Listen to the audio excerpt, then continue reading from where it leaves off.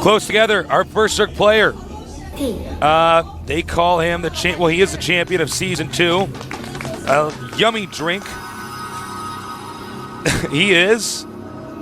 Well, there's a shot of him. Hi. Hey. Okay, now I guess we're going to go to our Protoss player. Over here. All right. choya for you. Our intro there was a little bit offbeat. I don't know. That's right. Trying new things. Okay, choya for you. Now, Nestea going to scout with the Overlord. Will Choya send out a probe to check for that Overlord coming? He should. Better. He should, or I'm going to start yelling at the screen. I'm amazed some pro gamers haven't been doing this. Yeah, it's Peaks. actually, it has to be built into your scouting pattern to check for an Overlord checking you, and he's has not. Okay, now here he comes. Finally does send one. Will he catch it? Will he catch it? I think so, yes.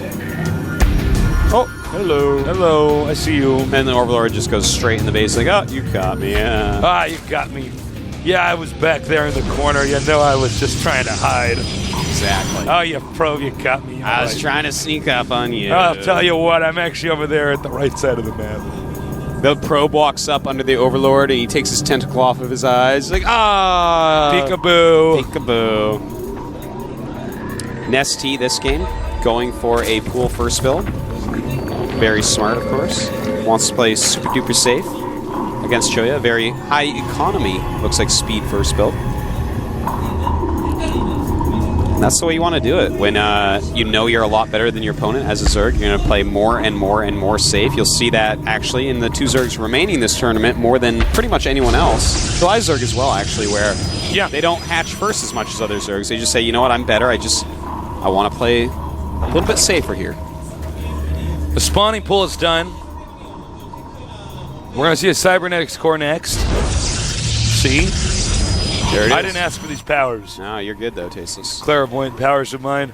Now you see Nestea is spotting the second gas. He says, all right, I know that the Protoss is going to one base. What kind of one base play is it going to be? And if he sees no second gas taken, it's going to be a special warp gate rush. In this case, it looks like he is going to get it. So the possibility of a Void Raid rush, Phoenix rush, 4 warp gate, Stalker, Sentry rush, possible. Very true. Nestea does know. I am actually really excited to see what build Choya is going to pull out here. Well, if he's got a build that he thinks is going to work, we're going to see it now. This is... He's like, I don't think this one will work, but hopefully it does so I can go to game 4. He doesn't have a little wheel he spins. Oh, he's going to hide some tech. Uh-oh. All right, and based upon where that tech is, it's going to be a Dark Templar rush. You are absolutely right. Unless he's just going to hide his gateways over there, which is a possibility. You can always hide your gates if you want, but for the most part, you can keep Overlords out of your base so they can't really tell if you have gates anyways. So we're going to go with Dark Templar Rush. Or perhaps a Blink Rush, or perhaps a Charge. Zealot Charge Rush, which is by far the worst of those. Arctos is playing it safe. Could be any of these rushes. That's right. Not a High Templar Rush with Size Storm. No. Not a Carrier Rush. Sorry. No, that's not happening either. What's it going to make? Yeah. All right. Twilight Council. Well, Tasteless. What do you think? Will Nestea have his detection out? Nestea, one of the only Zergs that I have seen, the second he thinks you're full Warp Gate rushing, but you haven't moved out yet, and you should have, he makes his Overseer. So, actually the only Zerg I've ever seen do that with such perfect timing. I believe he beat Hung and Prime. That may have been with his strategy. I don't quite recall. Like that. But yeah. Did he actually get that Overlord?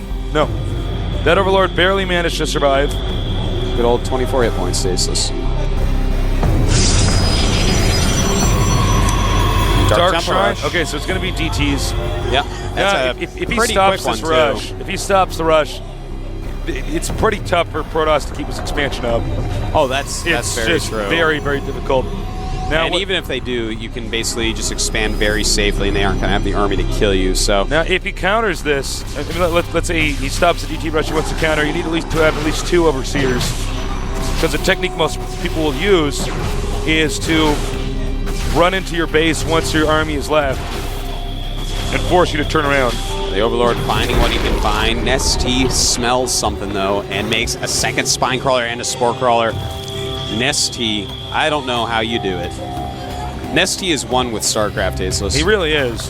You know what's funny about this map? When you look at it, this war actually is occurring on top of a city.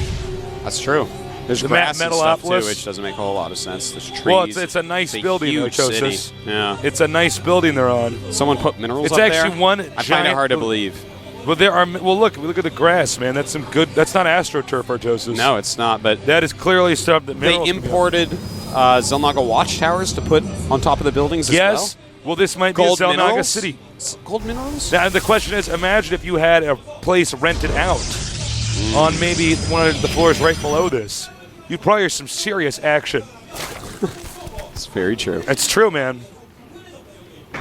Until the Nidus worm comes through. Oh, you got a Nidus worm going through your apartment. That'd be terrible. It's like Tremors all over again. Yeah.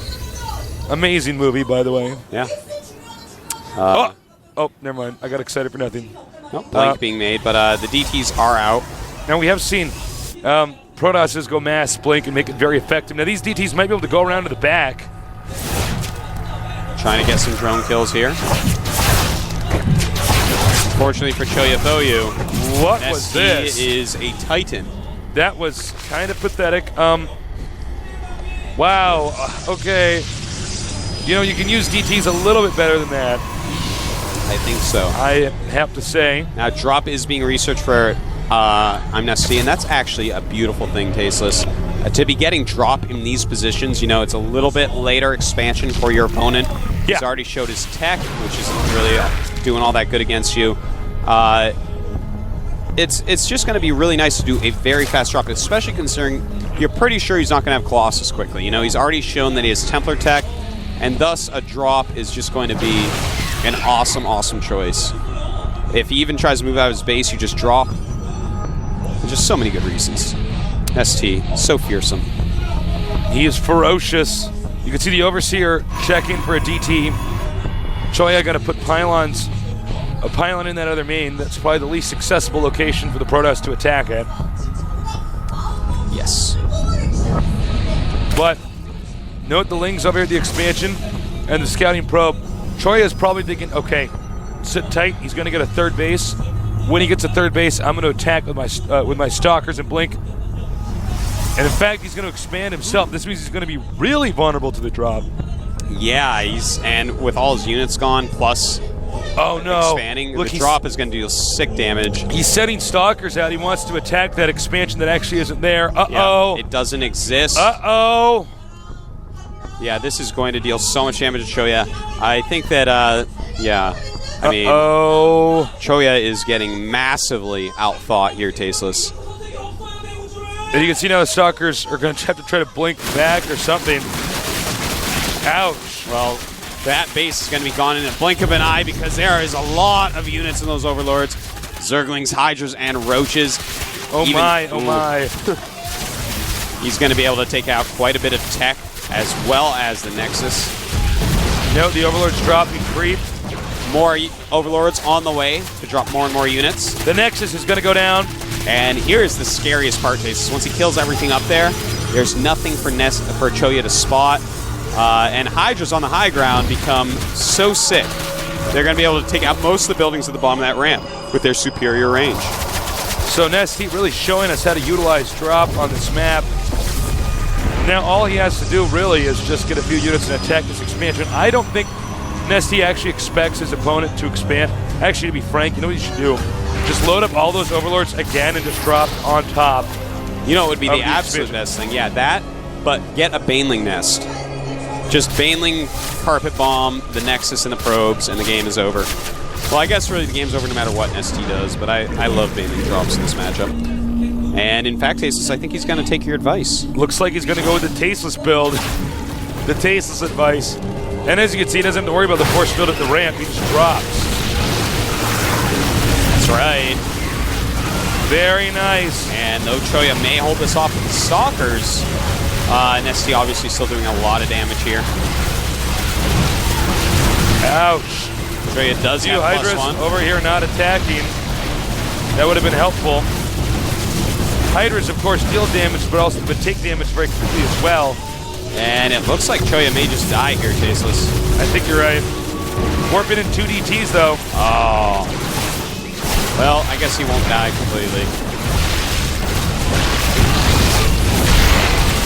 And goodbye, Hydras. Nice micro there.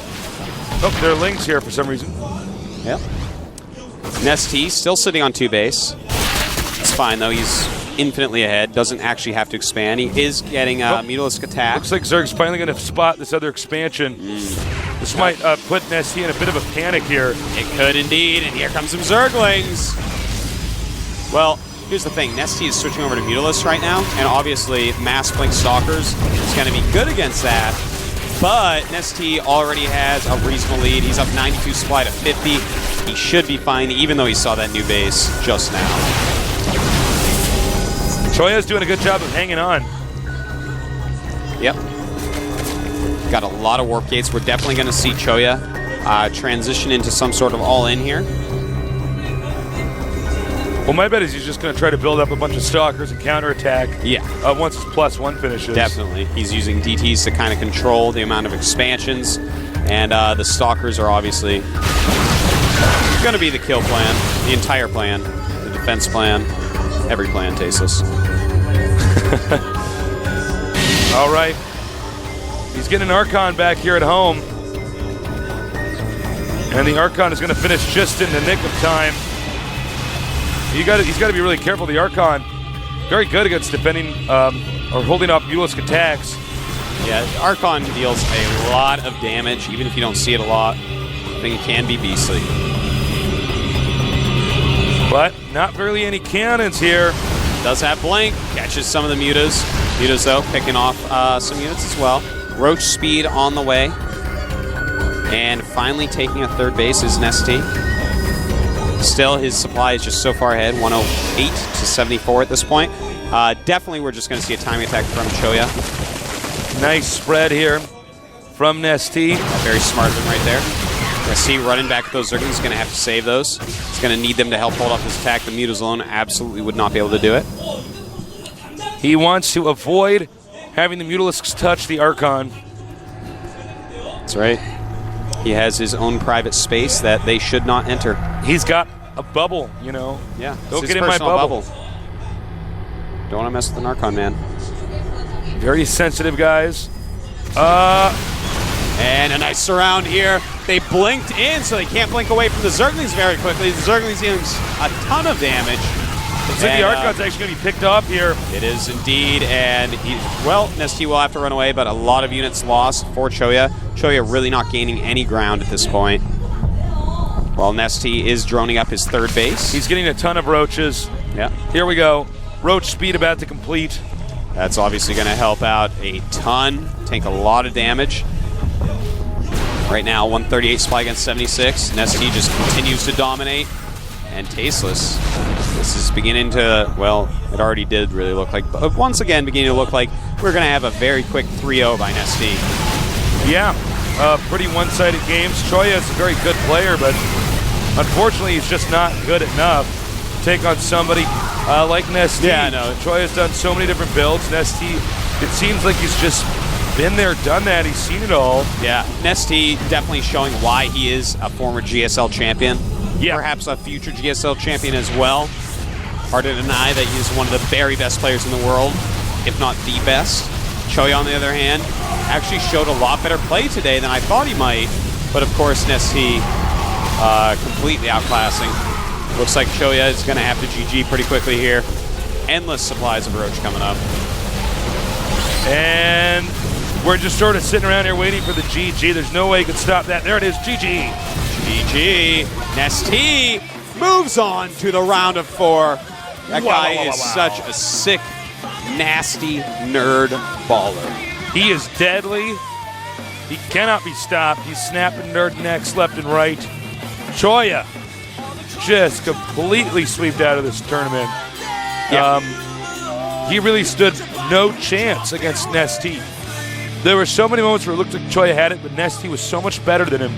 Yeah. His control was so good. He actually managed to hold up the attack. His understanding really showed through there, Tasteless. The guy is a beast, and I will be interviewing him momentarily. John is picking out the questions as we speak. I see him staring into that laptop screen, working really hard, overtime, double time, triple time. That's right. Because that was a 3-0. That was very fast.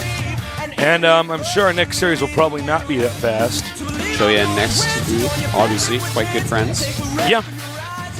Very friendly little encounter right there, despite the ownage that Nestea did dole out. Serious ownage, man. That was pretty brutal. Wow. I don't know if Nestea can be stopped, Artosis. He's looking pretty good. No, we could have another Nestea champion. We could. Could this be our first Bonjour of StarCraft 2? Could be. By the way, special thanks to our sponsors at Sony Ericsson. We love you guys. We appreciate the support. Please encourage your friends, if you haven't also gotten one already, to get the premium package. That money does go to improve the stream. Yes. You know? We need a good stream, guys. Absolutely. Yeah, we want to make sure everybody all over the world can enjoy StarCraft 2 here at the GSL. Yeah. And GSL's awesome, man. Don't want to deprive anyone of that. The greatest show on Earth. The greatest show on Earth. And Barnum and Bailey's Eat Your Heart Out. Yeah. That role model, that slogan is now ours. It's ours. Watch as we get sued now because I said that. It's like some little circus with like 2 elephants left sues us. That'd be great. Take all of our prize money and stuff. Nestea's like, no! He has to learn to be a lion tamer now. Win his money back. Well, we are going to close this out in a minute here. We will have that interview. That's right. I'm excited to talk to Nestea, ask him whatever questions you guys put up there that John thought were cool. Whatever names are going to troll Artosis this time.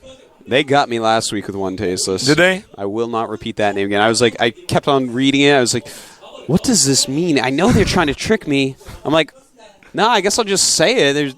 I can't figure this one out. It's happened a few times, tasteless. It really got me. You're like that bartender in The Simpsons or whatever. Yeah. Our community is actually like Bart. Yeah. So, guys, Artosis, we're going to go on to game 2. We're the Codex commentators. They don't close it out as quickly. But actually, no, we are going to start the break right now. Going to go right into that interview, so don't go anywhere. So, guys, after the break, got a little bit of time, all right?